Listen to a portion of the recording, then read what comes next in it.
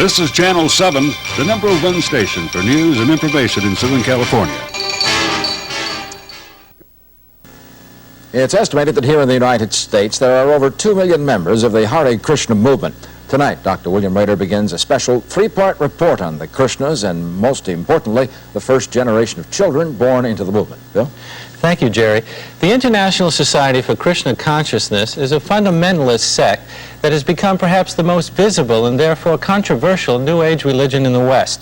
Recently, however, there's been a growing concern surrounding the first generation of Krishna children who are born into the movement, many of whom are raised separate from the rest of society. We visited the commune-like community in the Sequoia Mountains to take a look at the children of Krishna. Dwarkanath joined the Krishna movement 11 years ago and works as the headmaster of the commune-like community that teaches and raises the first generation of Hare Krishna children. His wife, Krishna Prayer, teaches them reading, writing, and arithmetic, in addition to Sanskrit, philosophy, and scripture studies. They have 3 children and now a grandchild who are all born into the movement. Together, the 3 generations of Krishna followers work toward Krishna consciousness. I think my family is most important, but it's hard to separate that from my life in Krishna consciousness because they're so intermingled.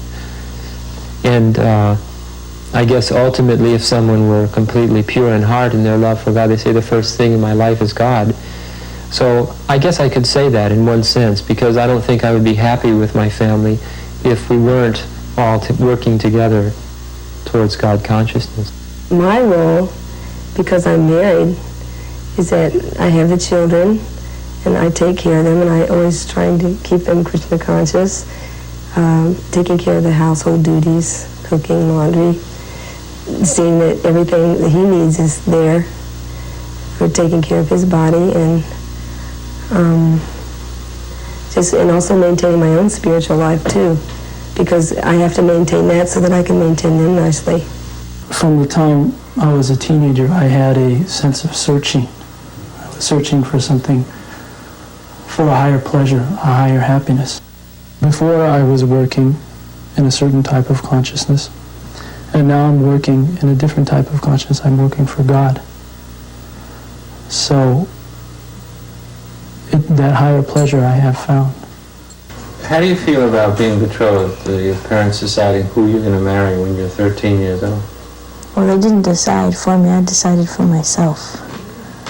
He wanted to marry me, and he asked my father. Then my father asked me, and I said no. And then I saw him. I was watching him before. I never really noticed him in the temple. And I saw him, and then I became attracted to him, and I decided that I would marry him. What are your plans for your daughter? I'm going to raise her in Krishna consciousness, just like I was raised in Krishna consciousness, and I want only the best for her, just like my parents wanted the best for me. Now, I'm not saying that she has to do everything like I did. She doesn't have to be betrothed when she's 13. She's an individual, and she has her own desires. She might not want to be married until she's 25, for that matter, you know? So that's up to her. It's not that there's a pattern and everyone must follow it. Everyone's an individual and decides for themselves. This is Sadarupa, who's a successful model. You've been on the cover of Vogue, and you've been a member of the Krishna movement for 8 years. She said that she was betrothed when she was 13, married at 15. It sounds unusual. Is it unusual for your movement? It is a very unusual thing, yes. I have been traveling and working in most of our temples in Europe, India, and America, and it has only been a fact 2 times in the 8 years that I have been in Krishna consciousness. Okay, do you mind if Chris and Jerry ask you some questions? Of course. I'm wondering about the children who are raised as Krishnas. It would seem to be a completely different education than our children get, whether they go to parochial schools or whether they go to public schools. It would seem to be kind of a closed society and isolationism, and I'm wondering, how does that fit with an open society like ours? Our children are allowed to express themselves the way that they feel they want to express themselves. Now, we teach our children the highest moral standard, and every mother, I think you will agree with me, is prepared to do the best for her child as she sees what is best. But I think what Jerry is saying is that in some of the situations, the children are not exposed to as many things as the children outside. They're not educated as our children are. They're not exposed to the things that our children are. They're kind of cloistered, aren't they? They may not be exposed to violence and guns in school, drugs, so many horrible things that I think most parents won't like their children to be exposed to, but they are exposed to all kinds of natural things. We have academic programs fully on the line of normal children's programs. We have very loving and sweet relationships with our children between the two, and that makes that the children are having a behavior which is actually very, very wonderful. I would like to invite you to come and visit our school yourself, and you will see how everyone is very, very happy. Will you be back, or there was someone There'll else? be other family members, etc. We ran out of time and I need to go, and I regret it very, very much. There's more to pursue. Yes. We'll try to do that as the week goes on. Thank you very much indeed. Dr. William Rader joins us now. He talks to a 17-year-old who became a member of the Krishna movement and was raised in it since he was 8 years of age. Bill? Thank you, Jerry. There's been a recent trend among teenagers to become involved in new religious movements. Many of them are involved to a much greater extent than their parents are with their traditional religious affiliations. One of the most popular groups is the Hare Krishnas, and now we're seeing the first generation of Krishna children, children who are born into the movement or brought into it at a very early age. We visited the Mandir temple here in Los Angeles and spoke with Raghunath, who's been a Krishna member since he was a child. I asked him how he felt he was different from the other 17-year-old boys. I have to say, I chant Hare Krishna, and I follow the program that's here in the temple. Other people, they may love God. Some boys, I'm sure they follow some morals and principles. I'm sure that there's some children watching that are very happy. The difference is that I've given my life to this, and somebody else has given his life to something else. I work from about 9:30 to 1:30. And at 1:30, I go with the rest of the men, with some men that stay back at the temple, you know, cleaning up and preparing the food for the rest of the members that have gone out. We go out around 1:30 and do Harinam in the streets. That's when we take our cymbals and our drums and we go out into the streets and dance and chant. I also find it interesting to hear how other people think about us and see us. And there's so many different ways. So many people have so many opinions about us. But then, after speaking with us sometime, then it's really amazing. They walk away with a smile. It makes sense to them. What about your sexuality? What's your sexuality? I'm celibate. I'm a bachelor. I don't engage in. Is that okay? Yes. It's good for me. We can understand, it's taught in the Vedas that celibacy is very healthy and makes one very strong. And he's more adept to understand spiritual knowledge. To a certain extent, everyone has to control it. There's so many nice women walking down the sidewalk, you can't go after every single one of them. I think I could function very, very well in a normal society. You become a better person. I don't know how to explain it. You become more personal. You don't treat everyone with a distant attitude. You become more friendly. That's what comes from following these different principles. You don't become, how should I say, so hard. You can relate with people, and that's one of the most important factors in living in the world. Krishna consciousness is like an art, and I'm learning the art. Now, an artist, when he does his art, he has so many, side little difficulties, but his life is the art. When he sees that somebody appreciates his art, that gives him great happiness. Are you happy? Yes. This is Maharaj. He's a publisher. He's one of 13 spiritual masters or gurus in the entire world in the Krishna movement. About the issue of celibacy, what happens after marriage then? Well, after marriage, Of course, celibacy is only taught in our schools to the teenagers as a discipline. It's not obviously taught to young children. And there's no question of sex desire for young children. After marriage, we're taught from our ancient scriptures to see the sacredness of marriage and family life, and to see sex also as a sacred act, an act of transmission of life, so that within the marriage, whenever there is sex, it is for the purpose of conceiving a child. And is that the only time then that there's sex? Well, because we respect sex as the transmission of life, whenever there is sex, we have to allow that to take place if it's God's will. There's no birth control in our religion. Maharaj, you're in our society, but in a sense you've stepped out of it into a world of your own. Do you take part in the political process? Do you pay taxes? Are you like the rest of us there?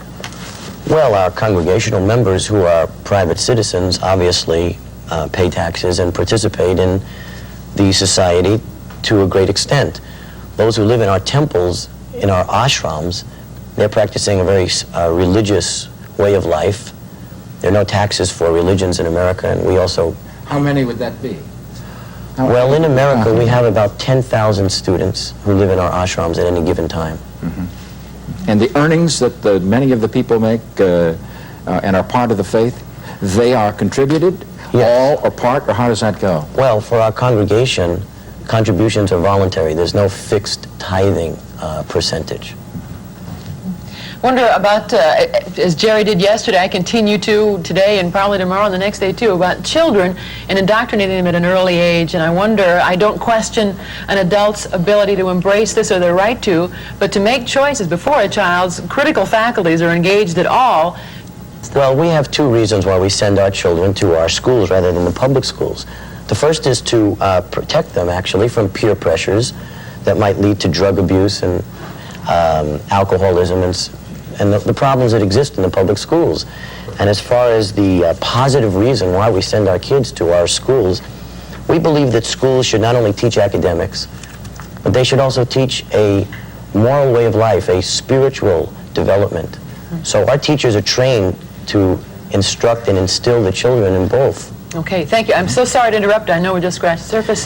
Thank you very much. Tomorrow we're going to have children here that you can ask maybe some direct questions to, too. Thanks very much, Bill. Tonight, Dr. William Rader reports on the first generation of children born into the Hare Krishna movement, and he's going to give us an exclusive look at a commune in Northern California where many of these children are being raised and trained to spread Krishna consciousness. Dr. Rader. Thanks, Ann. One of the most popular and established religious groups is the Hare Krishna movement. They believe that chanting the names of God will bring about social change on a worldwide scale, that there'll be no more hatred, no more suffering, and no more violence. The Krishna movement itself has been active in the United States for over 17 years, but now, for the first time, there are a new group of Krishna devotees, the children of Krishna. Many of the first generation of Hare Krishna children live in a commune that is in the foothills of the California Sequoia Mountains in a community called Three Rivers. The children begin each day at 4 in the morning. First, they apply a talc clay mixture to their face to designate their body as a temple of God. Then they go to the temple to worship Lord Krishna.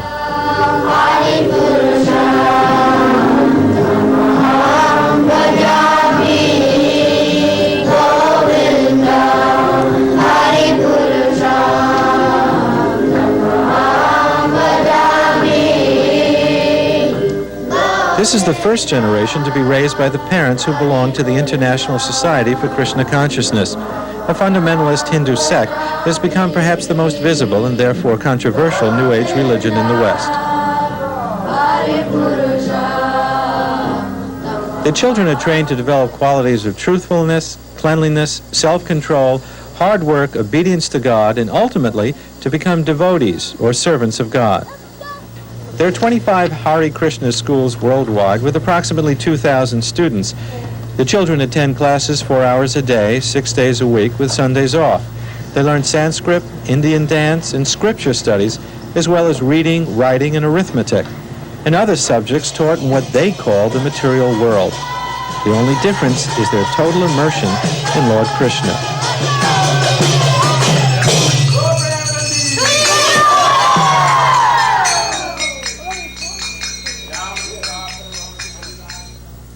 This is Montrini, Lalita, Tamahara, and Jairati.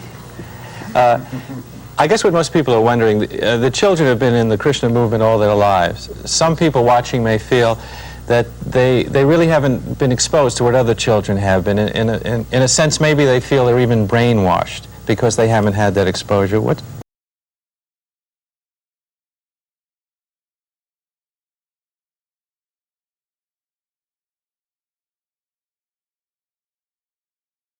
Is intoxication, illicit sex life, and so many things that children in these schools are exposed to, that we feel that actually what we're giving them is an alternative, which is a God-conscious upbringing, which is a very loving and very warm atmosphere.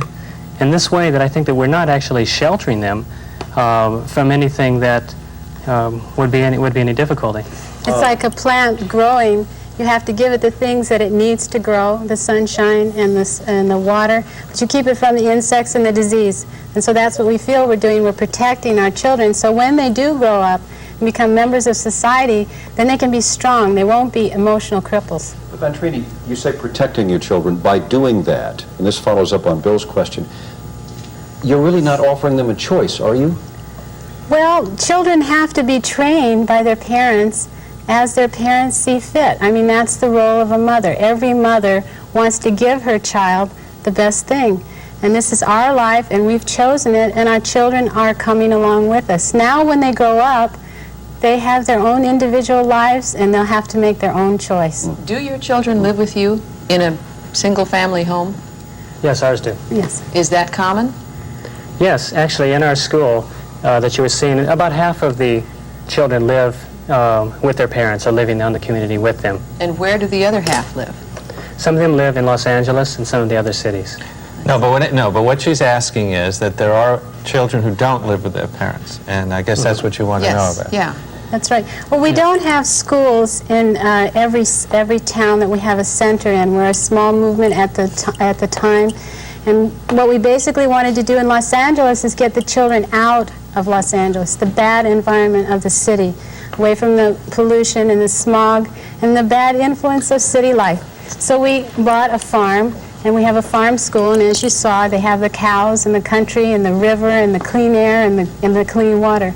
And but not necessarily their parents living there with them. Well, half of the parents live there and work on the farm and help with the school. The other half have their work and service in Los Angeles. So they've chosen to send their children as a better alternative. It's not the best, and we're working towards having the parents with the children.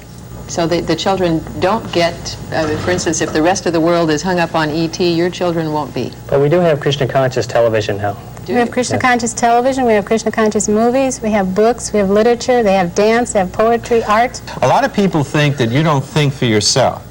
Are you free to say whatever you want? Yes. If you got angry at your mother, are you free to tell her that you're angry at her? Yes. Okay. You guys have any final questions before we wrap up? No, I think we're out of time, but thank you all for being with us tonight. We're very glad to come. Okay. Thank you. Happy Thanksgiving also. Yes, Thank you. Okay.